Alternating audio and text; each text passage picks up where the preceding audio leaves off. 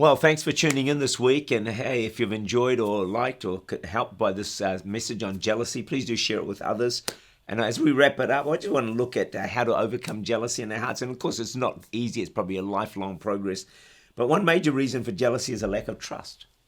See, Saul couldn't trust God with his future. Joseph's brothers didn't trust that God would meet their needs. So when we trust God with every area of our life and our future, we can be more free of jealousy. There can be many areas in life where we feel we've missed out, been sold short. We look at others, sometimes we feel jealousy and think, if only I had their good looks, their intelligence, their gifts, their ability, their parents, their upbringing, their finances, whatever it might be. And we need to trust God to take care of our needs and desires. Max Lucado tells an amazing story about Susie. Age 6, her most treasured possessions were a string of pearls. The fact that they were fake did not bother her. She wore them everywhere, played with them every day. She also loved her dad.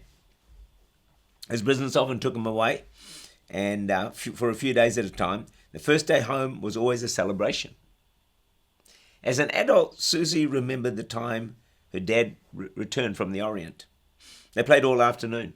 He put her to bed, asked, "Do you love me?" She said, "Yes, Dad, I love you, more than anything." He said, "More than anything?" She said, "Yeah, more than anything." Father paused and said, "More than the pearls?"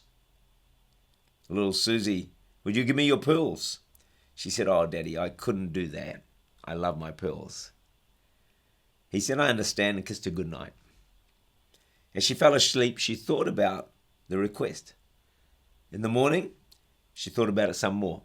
It's on her mind all day. That night, she went to him with the pearls and said, "Dad, I love you more than these. Here, you take them." He said, "I'm so glad to hear that," as he opened his briefcase. "I brought you a gift." She opened the small box and gasped. Pearls. Genuine, real pearls. In our struggles with envy and jealousy and lack in our life, our Father in heaven wants us to trust him with everything. And he's got some pearls that he wants to give us. As we let go of some things that we hold on to so tightly, as we let go of some of those jealousies that we have, he has some real pearls he wants to give us. And as we trust him more and more with our lives and our future, the seeds of jealousy will slowly disappear, and God will bless us with genuine pearls and blessing. I think knowing our role and place in life can help us with our jealousy. John the Baptist said he was not the bridegroom. He said that was Jesus. He was just a friend of the bridegroom, which gave him great joy in serving the bridegroom. John 3:29. He who has a bride is the bridegroom, but the friend of the bridegroom who stands and hears him rejoices greatly because of the bridegroom's voice. Therefore this joy of mine is fulfilled. However, he could lose his joy by envying the joy of the bridegroom. But John knew his role. Gave him great joy. Maybe you're an assistant in a situation. Maybe you're a helper. You can have great joy in serving your leader or serving your boss or serving those over you. But we're going to lose it if we envy the position of others.